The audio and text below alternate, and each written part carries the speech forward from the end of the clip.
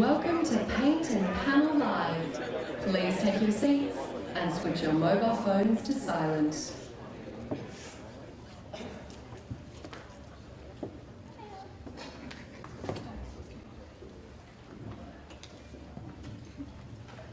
Hello everyone, and welcome to Live 2018.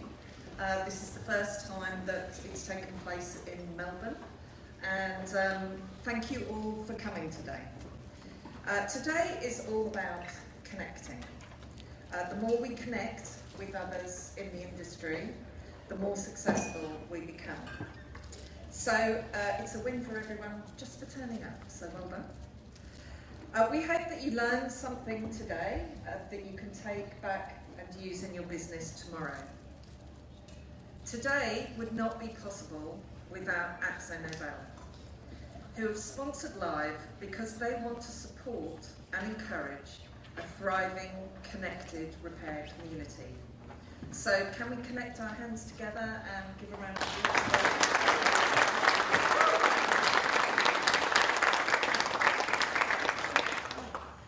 I'd also like to thank the Motor Trades Association of Australia for their continued support of Live. So today we're going to discuss and hear about some of the most important issues affecting our industry. These include recruitment, technology, and industry trends. Now there's going to be plenty of opportunities for questions. We have people with mics around the room, and I'm probably going to be asking a fair few of you some questions over the course of the afternoon. So let's start with one of the most burning issues in our industry, recruitment. We all know there's a dwindling pool of technicians. So how do we ensure that our business is attractive to newcomers? And once we've recruited them, how do we ensure that we keep them? So to give us some inspiration, I'd like to introduce the HR guru, Trudy McDonald.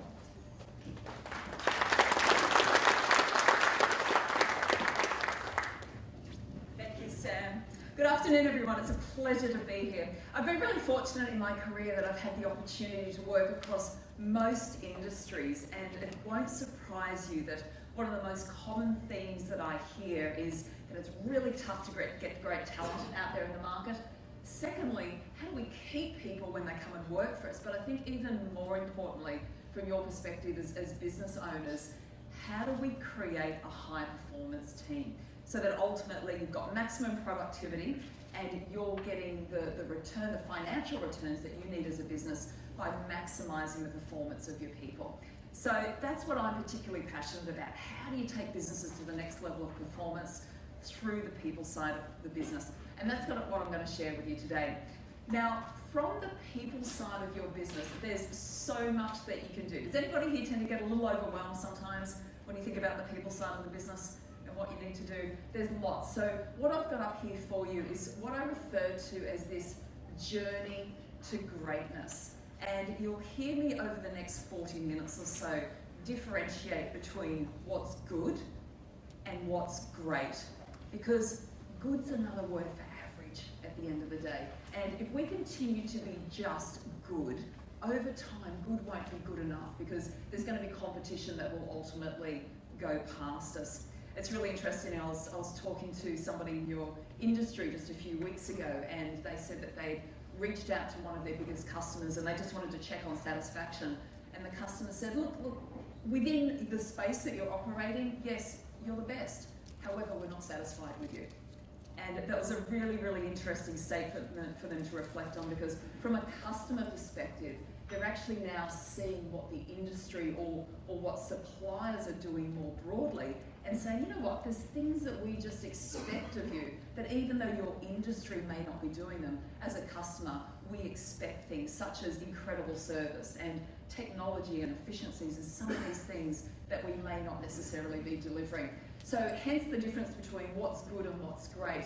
I think we all have an opportunity to really continue taking our businesses to the next level. When we look at this journey to greatness, having done this for so many years, There's a logical sequence of things that need to take place if you really want to get cut through from your business and ensure that people want to do a great job when they come to work every day. And right down the bottom here, you'll see something that we refer to as the foundations. And the analogy I like to use is if you're trying to build a castle, you can't actually do that on a foundation of sand. So you need to get the foundations or the basics right first. Now, this is the not so sexy part of running your business. I absolutely get that, but it's all about compliance. So is your safety all in order? And has everybody working in a safe environment?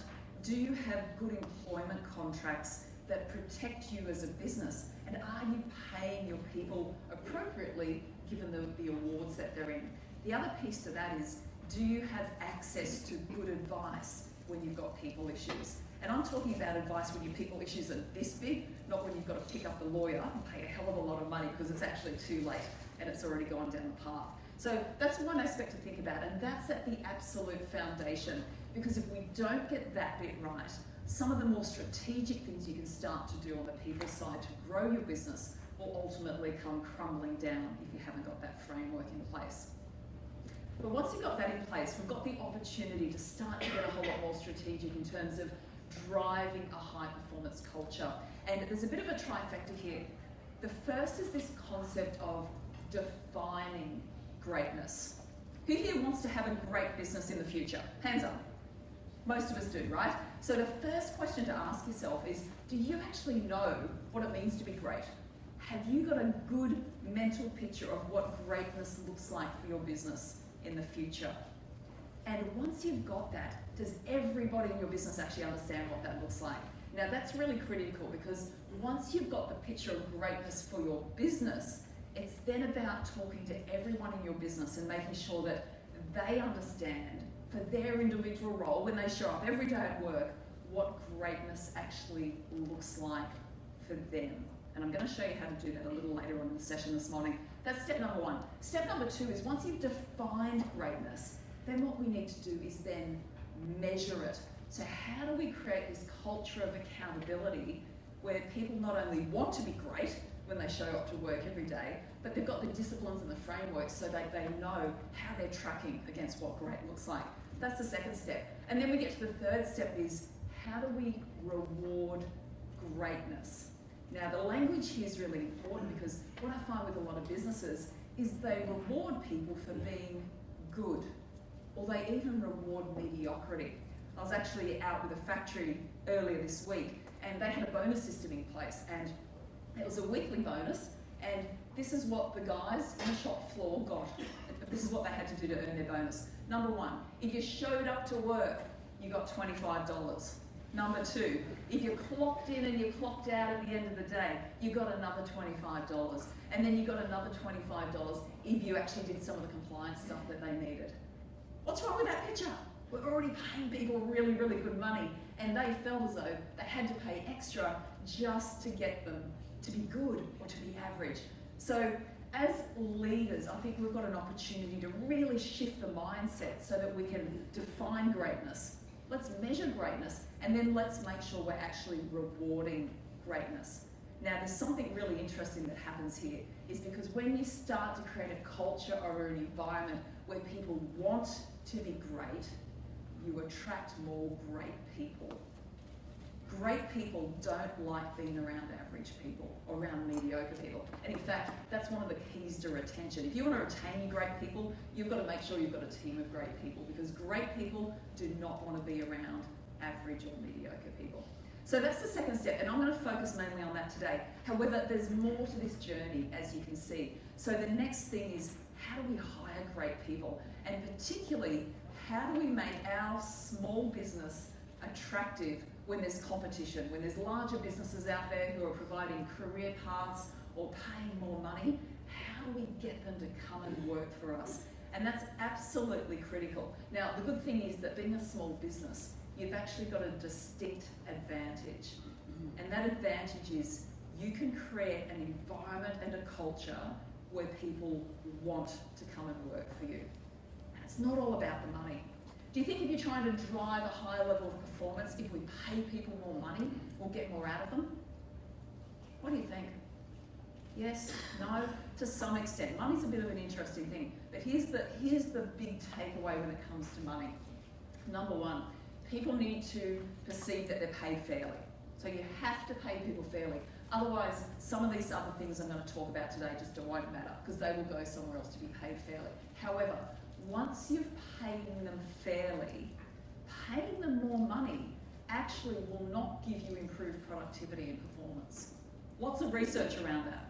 If you're giving them bonuses or if you're giving them pay increases, you will not get an increase in productivity or performance because it just becomes an entitlement. It just becomes what's coming into the paycheck every week or every fortnight. It doesn't actually fuel more. So there's other things you can do. I'm going to give you some tips around that. The next thing is then how do you develop people? And what all the research will show us, and I can see this across all the different businesses I work with, is people like to know that they've got a future, that they're actually going somewhere. Now, development doesn't necessarily mean I need to promote you up to be the supervisor or the manager. For some people, that's really relevant. But for a lot of people, either they don't want that or you don't have the opportunity to give them that. And that's okay. So development is more around this context of, am I setting goals? Am I working towards getting better? And as a result of that, I'm going to feel really, really good about myself. Who here's ever achieved a goal in their life? Hands up. You all have, yeah? And it might have been a personal goal, a fitness goal, it might have been building a fence, it might have been a work-related goal. Think about a goal that you've had and how you felt when you were working towards that goal. Did you feel good? Did you feel focused? You knew what you had to do, you got up in the morning and you had focus and you knew what you wanted to achieve that day. Track forward a little bit. How did you feel when you achieved that goal? You feel good. How long does that feeling last? Not very long, yeah? It comes down again. And that's why they say it's the journey, not the destination. So when we've got goals to work towards, we actually feel good. We've got purpose, we've got motivation. And that's a big part of why it's so important to be developing people. If you can help everybody within your business understand that you can get better and I'm going to help you get there in a whole range of different things, you actually give them purpose and goals. And then they feel good about themselves. And if you've got people coming to work every day and they feel good about themselves, are they much more likely to put 110% effort into their job? Absolutely. Rather than waking up in the morning and dragging themselves to work because it's just another day in the workshop and I feel pretty shitty about myself. You're not going to get 110% if they feel like that. So that's some of the interesting psychology around development. And then finally, at the top of that journey, we've got culture. So how do we embed all of these things so that we've got a fantastic place to work that's a high-performance workforce, everybody enjoys being around each other, it's collaborative, there's lots of teamwork, ultimately the business is thriving and you're attracting great people. So that's the space that myself and my team work in and that we're really, really passionate about. So what I'm going to share with you now are some really practical tips around things that you can do to implement some of these key areas. Let me start with a story though. Has anybody here ever been to Rotorua in New Zealand? Okay, if you've been there, it's a gorgeous place, but it really, really stinks because of all the sulphur. I was presenting there at a conference a few years ago, and it was the Tourism Conference of New Zealand. And as part of me going over, I managed to arrange that my family would come over on the trip. So at the time, I had a 12-year-old son and a 10-year-old daughter. And one of the things they arranged for us was one of the tourist providers to take us on a guided mountain bike tour. And this story is about the tour guide. His name was Marcelo. Now, Marcelo lived in Rotorua. He was being paid minimum wage, right? So I need to put that on the table. Money is not a factor here. Here's what happened. The morning that we were going to do the mountain bike ride, got the family into the car, all packed up. My 10-year-old daughter, her name's Mason, not at all interested in going mountain biking that day. Now, if any of you have got children, you'd understand happy kids, happy parents, not so happy kids, you've got a disaster happening in the car. So there was lots of tension and there was arguing, she just wasn't in a good mood. Anyway, we got out of the car at Rotorua and I reckon the negative energy was just spilling out of the car. But we were greeted by Marcelo. And Marcelo realised pretty quickly that my daughter Macy was the source of the tension. And he got down and he started engaging with her. And it took him about 1 minute and her complete demeanour had changed. And at that time, I was unpacking the car with my husband. I thought, you know, there's something pretty special about this guy. I need to keep an eye on him. He knows something. Anyway, we got all of our gear on. and we got ourselves ready to go on the mountain bike track, and out we went. And we're only about 500 metres down the trail, and Marcelo pulled me aside and said, look, I can see that Macy's not quite as confident at mountain biking as you guys. If you like, your husband and your son and you, why don't you continue down this trail, and I'll take Macy down this other path. It's an easier route, and it meets up about 2 kilometres down. So this is what's going through my head at the time. Strange country, strange man, I've known you for all of about 3 minutes, got a 10-year-old daughter here, you're offering to take her down a trail, but she's been a little shit, so yes, you can take her. And I crossed my fingers and hope I hadn't just made a really bad call. Anyway, we came back together 2 kilometres down the trail. Macy is now having the time of her life. The energy that was coming out of Marcelo got me to a point where I actually pulled him aside and said, Marcelo, is this your business? And he was quite taken aback when I asked that. He said, why would you think it's my business? I said, well, you are obviously so passionate about what you do. You love what you do. I can see what you're doing here. It has to be your business. He said, I used to work in the main town of Rotorua in the bike shop, and I got to work with bikes and I was dealing with customers, but it just wasn't the same. I hated it. I'm like, okay, so now I was really curious. So the next question obviously was, so what is it about this job that you love so much?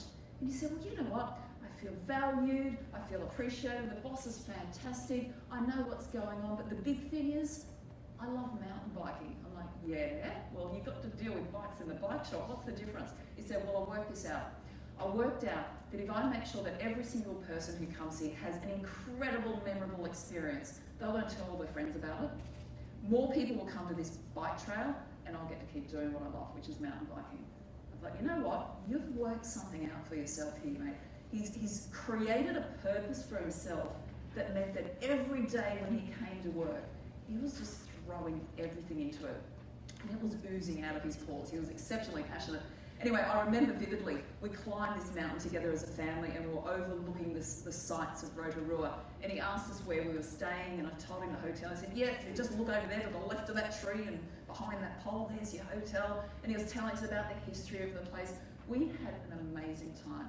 Now, when we came back, he then said to me, look, I can see you guys are loving this. If you want, I can hold Macy, your daughter, back here. We've got this little tuck shop. The ladies are making some lollies. We can hold her back here if you guys want to go out for another hour. I've got an expired guide, but you're fine to go on. I'm like, okay, this seems safe enough. Off you go, Macy. We went out again. When I came back, we did our thank yous and then headed off for the afternoon. But that evening, when I got back to the hotel, as I walked into reception, they called me up and they plonked up on the reception desk this drink bottle. And I recognised it, like, that's my drink bottle. And on it was a yellow post-it note. And that post-it note, handwritten, said, hey Trudy, I hope you and your family had a great time today. You left this on the trail. I thought you might want it. Cheers, Marcelo. I'm like, what is it with this guy? Seriously. On his way home from work, he had not only taken the effort to drop by the hotel because he had remembered at the top of the mountain where we were staying, but he went to the extra effort of writing a handwritten note and giving it to me. The conference the next day, I told the entire country of New Zealand's tourist businesses about Marcelo, and I got a phone call from him 2 weeks later. Trudy, what have you done? And I said, what's happened, Marcelo? He said, I've got all these people calling me. They want to understand what best practice customer service looks like. I've become a celebrity. That's great, that's great. Here's the purpose for telling me that story. Who's got a Marcelo in their business? 1 or 2 of you. Okay, who would love to have a team of Marcelos? Would that take your business to another level of performance, where your customers are referring people, where they're coming back, where they're on social media raving about what an incredible experience they've had? It's going above and beyond what's expected. It goes beyond just the quality work that they expect. That's what they're paying for. It's how do we get that point of differentiation? Because that's what's going to create a great environment that more people will come and work for. Do you think people want to work in an environment where there's Marcelos and there's energy and there's passion and they love coming to work every day? It makes a difference. So how do we do it? Who do you think it starts with? It starts with you guys, yeah? So there's some things that you can do. Here's what the research tells us about Marcello. Number one, people need three things if you want to get the Marcello effect, if I want to call it that. Number one, they need autonomy.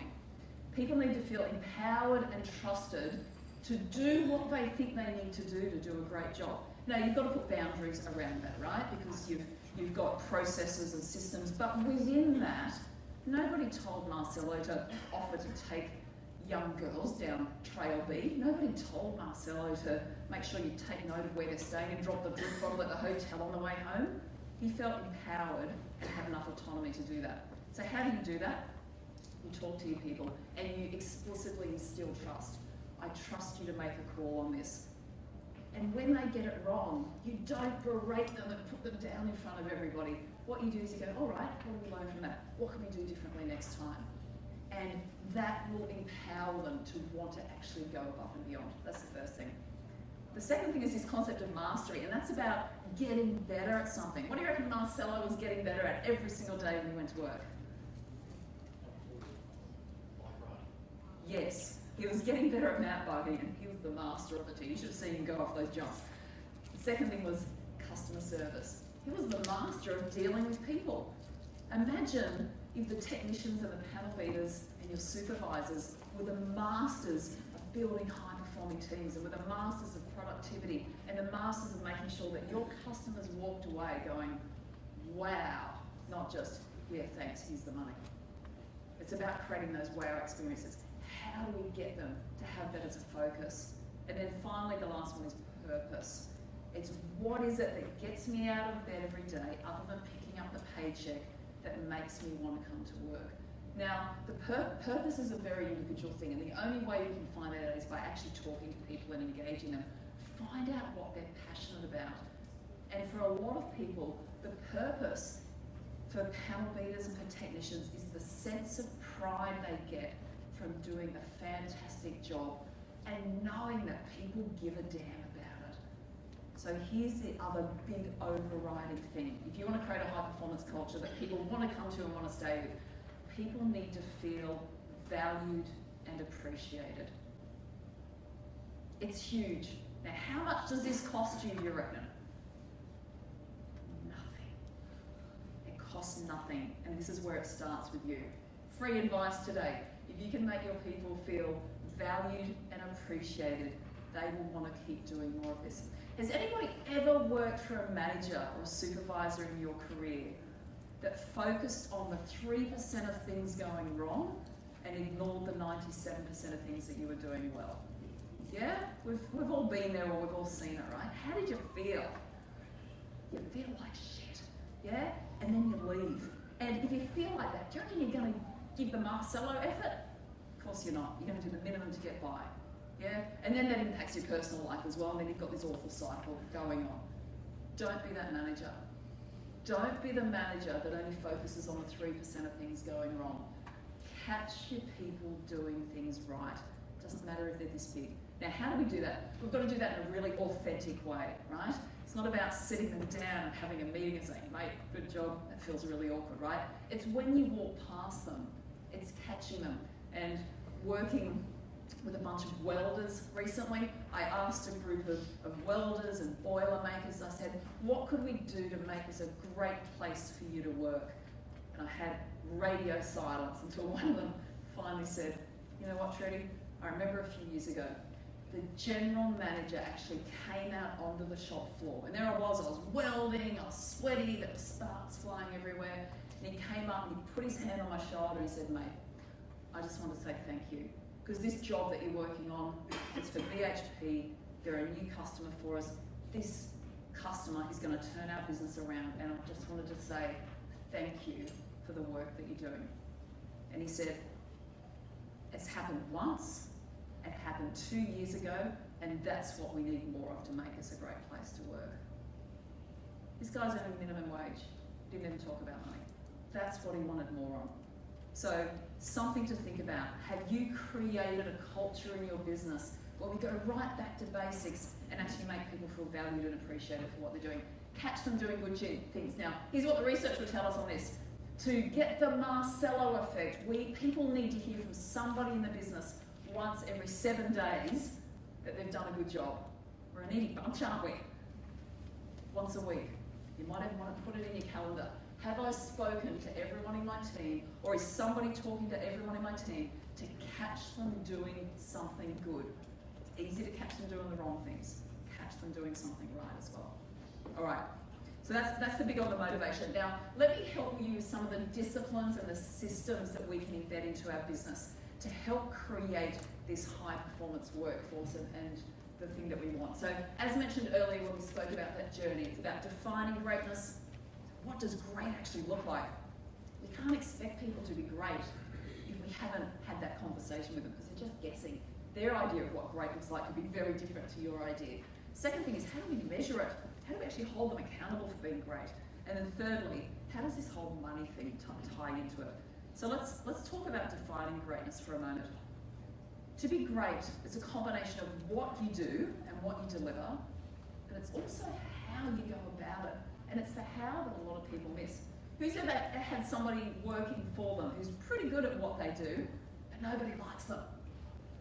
You all had that person here in the workshop. What's the impact? It's like a cancer, isn't it? It impacts everybody. You're one of those people, people aren't going to stay. People aren't going to come and work for you because your reputation as a great employer is out the window. So you need to get onto those people really quickly if their behaviours aren't right. Now, in the first instance, we need to try and give them the opportunity to change the behaviours. If they don't change, get them out the door as quick as you can, because it is cancerous. That's the first thing. The second thing is, we need both sides here. So have you ever had anyone work for you who's just a really great guy? Everyone loves them, great attitude, intentions are good, but they're a little inconsistent in terms of delivering on what they need to deliver. Sometimes they don't meet the deadlines, sometimes the quality's not there, there's rework. You ever had those people? That's not great either, is it? So we need both pieces. So when we talk about defining great, it's the what and the how. Now, here's a really simple way of thinking about it. You can imagine that when your people come to work every day, all of their time is represented by a bucket, and they can choose what they put into that bucket.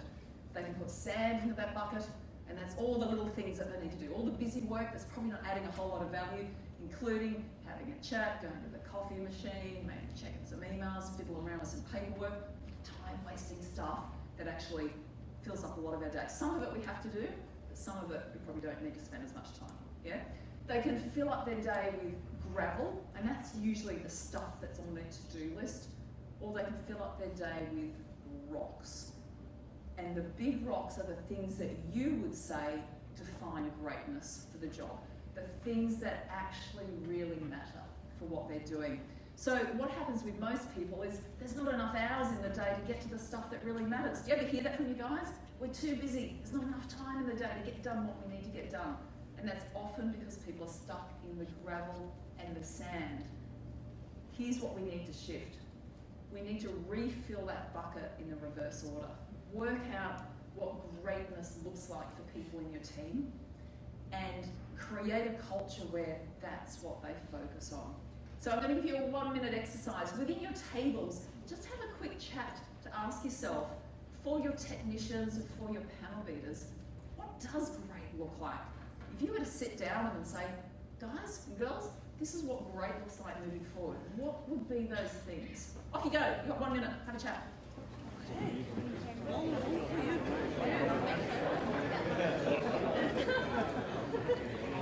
You can.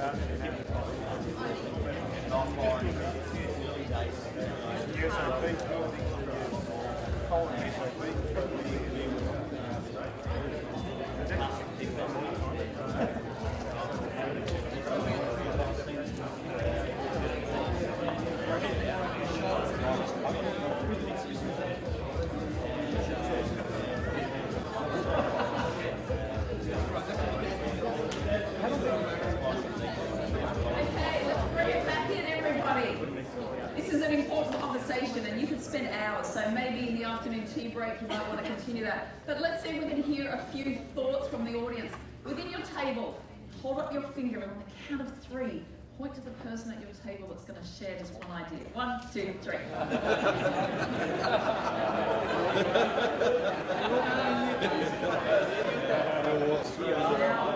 I know how horrifying it can be to think that you might have to stand up and say your stuff out loud, so we're not going to go around the whole room. But if you were nominated, please, I'd love to hear just one thought in a big loud voice. Up the back, what have we got?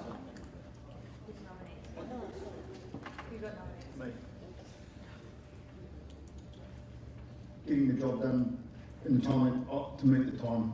Yeah, good. And right the first time. Getting it right with no errors and getting it done on time. Perfect. Thank you very much. Thank you. What about over here? Yep, good. Who volunteered? Thank you. Empower them to be great.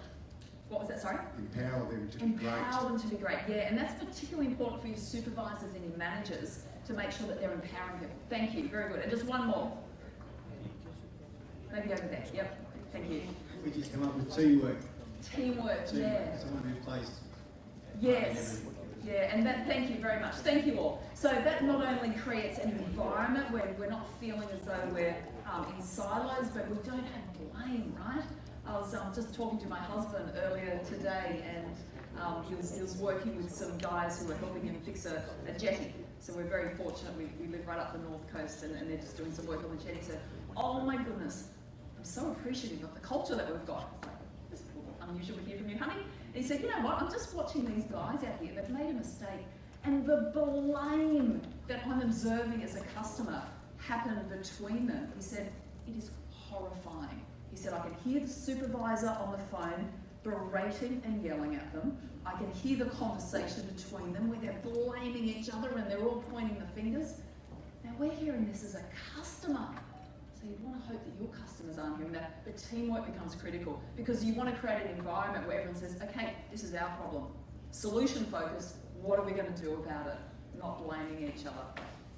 So that's this whole concept of defining great. The other thing to think about with defining great is the behaviours and the how. And one way to think about this is to break up your team into logical types of roles. So you might have technicians and panel beaters together, you might have shop supervisors or team leaders, you might have yourself as leaders and managers, and actually workshop as a team. What are the behaviours that we expect from each other every day when we come to work? What does it mean to be a great panel beater or technician? Every day, what do we expect from each other? We expect that we're going to show up on time. We expect that no one's going to leave at the end of the day if there's jobs that aren't finished. We expect that we talk to each other respectfully. We expect that we don't blame each other. Whatever it is, there's no right and wrong. It's just what's right for your culture. And then have a look at your supervisors and team leaders or shop supervisors, because often they're actually not behaving as a supervisor or team leader should. And particularly think about the people aspect. So you may say the behaviour we need is that you give people constructive feedback, that you catch people doing good things, that you ask for their ideas and you actually listen to them. You can start to set an expectation around what great looks like.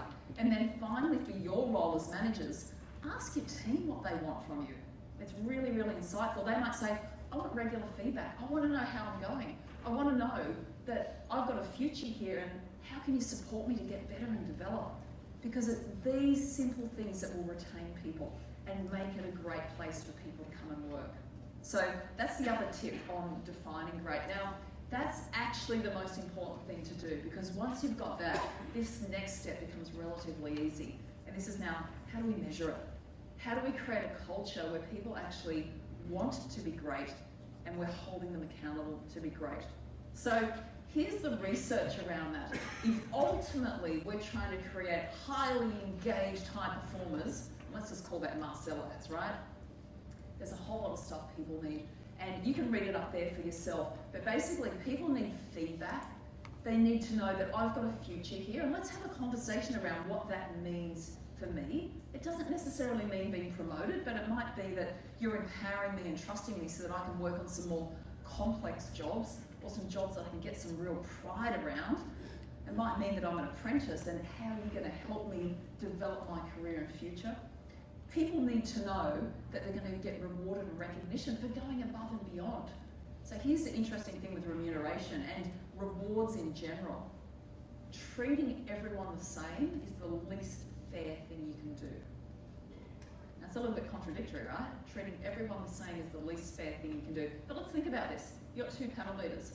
One of them is fantastic. They get their work job done on time. They make no errors. They work on your most complex jobs for your most critical customers. And then he or she is standing next to somebody who's pretty damn average. They make mistakes. They inconsistently deliver on time. They work on the more basic jobs. But they both get treated the same in terms of how they're rewarded. How do you think your top performer feels? Not fair. And guess what they're going to do? They're going to go somewhere else where they feel valued. So the key thing is, as long as we can define what greatness looks like, and you can be having regular conversations with people about how they're tracking, you then have a framework to say, you know what, we're going to reward people who are being great differently to those people who are just being good, or those people who are not performing. And that's not always about the money. It's sometimes about the non-financial rewards, and I'm going to get to that in just a second. So what does this look like practically? Think about this concept of regular, meaningful conversations with everyone in your business about the things that matter. Regular, meaningful conversations. I'm not talking about performance reviews where you sit down and you give them ratings and all that rubbish. It actually doesn't work. Here's what does work. Regular conversations with a very clear agenda, and that agenda should be, number one, how are you going against what great looks like? And that's the what you're doing. Are you delivering on time? Are we making errors? Yeah? Number two, how are you going on the behaviours? Let's talk about your teamwork. Let's talk about your attitude. Let's talk about you putting new ideas on the table and your punctuality and your reliability and all that good stuff that you would have defined. And then number three, what's the one thing that you're going to focus on getting better at in the next 90 days? Now, this is a really important bit, this last bit. The one thing that you're going to focus on getting better on in the next 90 days, you start to create a culture where it's not okay to keep doing the same thing. And in fact, it's the opportunity to give feedback and say, I want to support you to be the best panel beater in this business, or in Melbourne, or in Victoria, or wherever it is that you want to set the bar. How do I help you be the best that you can be? Suddenly they feel valued. Suddenly they feel as though they're getting better, their self-esteem's up, and they're going to give you performance back in spades. So that's your tip there. Regular conversations with a really clear agenda. And you might want to do that generally on a quarterly basis in a more structured way like that. Only has to be a 15 to 20 minute catch up, but it's that conversation that makes a real difference and keeps people focused. And then you wrap around that more regular catch-ups as needed. So let's jump to the last piece, which is around this whole reward money thing. So there's a framework up here referred to as Maslow's hierarchy of needs. Some of you may have seen it. If you haven't, it's a really interesting model that talks about what motivates us as humans. And if you have a look at what's in the capital letters up there, what the model, it's a very old model, traditionally says is the thing that motivates us most, or first and foremost, are our physiological needs. And what that means is we need food and we need water as humans. And if we don't have food and water, nothing else will motivate us. Nothing else matters. Make sense? Once we've got food and water, what then motivates us is that we've got somewhere safe to live. And we see that a lot with refugees around the country. They don't have food and water, or they don't have somewhere safe to live, and that's the whole focus of their existence, understandably. Now, for all of us, we've got all of those things, right? So we then start to move up and we say, okay, well, what motivates us is actually family and community and feeling as though we belong and we're part of something. But once we've got that, we move up and say, actually, I care about my self-esteem and how I feel about myself. And once you've got that, you move up and say, am I being stimulated? Am I being challenged? Is my brain actually working? Because that's what's motivating me. And then I start to care about how I look at what my garden looks like and all that kind of stuff. That's called the aesthetic needs. And then you get the self-actualization, which is all about, what does my future look like? So there's a hierarchy, right? So what's really interesting is you link that back to how we can motivate people in the workforce. Where's money? It's right down the bottom, yeah? If we don't get the money right for people, none of this other stuff I've just spoken about this afternoon matters. So that's your first thing. The money has to be right. Now, what do I mean by right? People need to perceive that they're paid fairly. And as long as they perceive that they're paid fairly, you can take money off the table and it's about all this other stuff I've been talking about. That's going to make the difference to you attracting great people, retaining great people, and ultimately having a high-performance workforce. So make sure you understand what the market's paying. If you can't afford, being a small business, to pay where the market range is, it's a challenge, but you can do something about that. You can start to subsidise that with non-financial rewards. And that may be things such as flexibility. For some of your staff, if you let them leave at 2 o'clock on a Friday afternoon because it meant they could coach their kids' soccer team, that's going to be worth a hell of a lot more to them than an extra $3 an hour. Yeah? So the key thing here is, and you might even want to use some version of this table, sit down with your staff and ask them, what's important to you? What's important to you at this stage of your life and your career? They might want flexible hours, they might want additional annual leave, they might want more money. And you know what, if they want more money, this is where incentive schemes or bonuses can become really powerful. Just link it to them being great. Don't do what that other business is doing and paying them bonuses just to show up to work, because then you're not rewarding greatness. So you can see there's a whole range of things there to think about. The key thing is everybody's different, and the message there is understanding people and then see what you can do to tailor the reward system for them.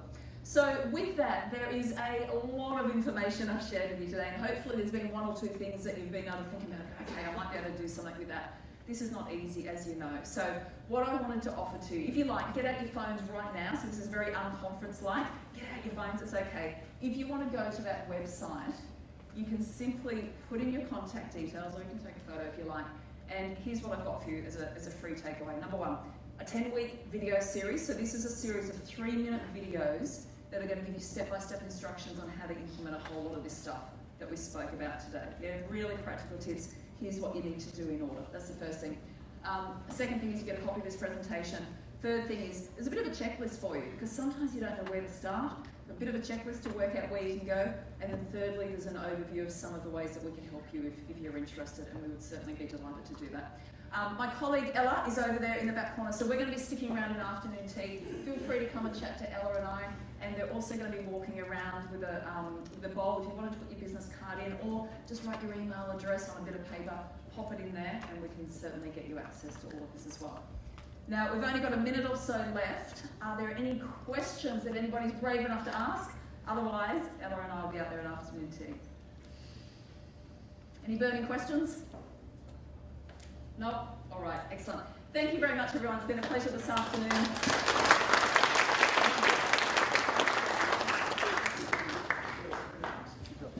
All right, well, I think we'll agree that was a very inspirational talk. And I hope my boss, Helen, there, got some really good ideas, did you? Space and team capacity. Introducing innovative working processes can relieve that. One-man stations, for example, and movable booths to complete small cosmetic repairs without interruption. Working in dedicated teams promotes accountability and pride in the job. The market is changing, and refinishers are changing with it.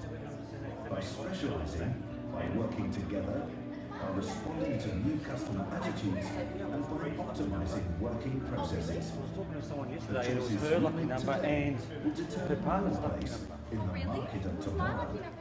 It has been Yeah, after Nobel show back. fantastic. I was at a tissue, and I've been sneezing all day, so that's handy. What have we got in the box? What's in the box? Probably a bottle. Engraved water bottle. Fancy. Or if you want to sit on my head. Yeah, one. Should I just put some things on?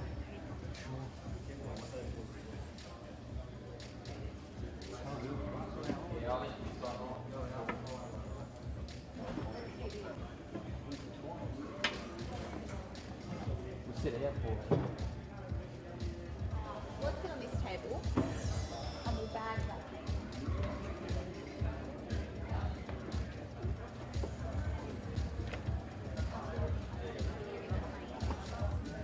All accent well. Oh, where are these from? These just work. Yeah, go for it out.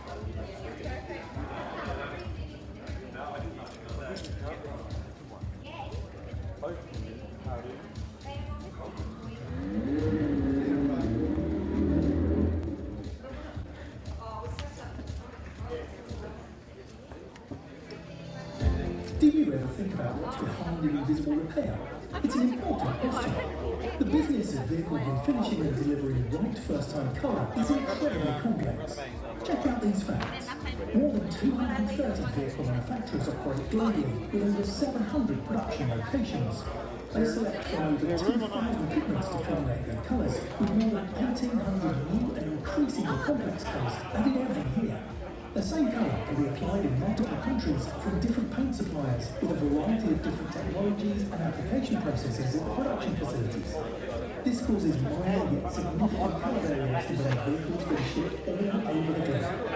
The model of car colours is complex, isn't it? At AkzoNobel, our job is to deal with this complexity so that you can focus on your day-to-day operations.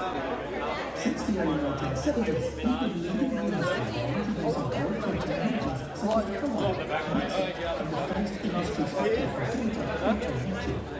We've dedicated years of professional research and amateur effort to perfecting colour and colour tools for the vehicle manufacturing industry. By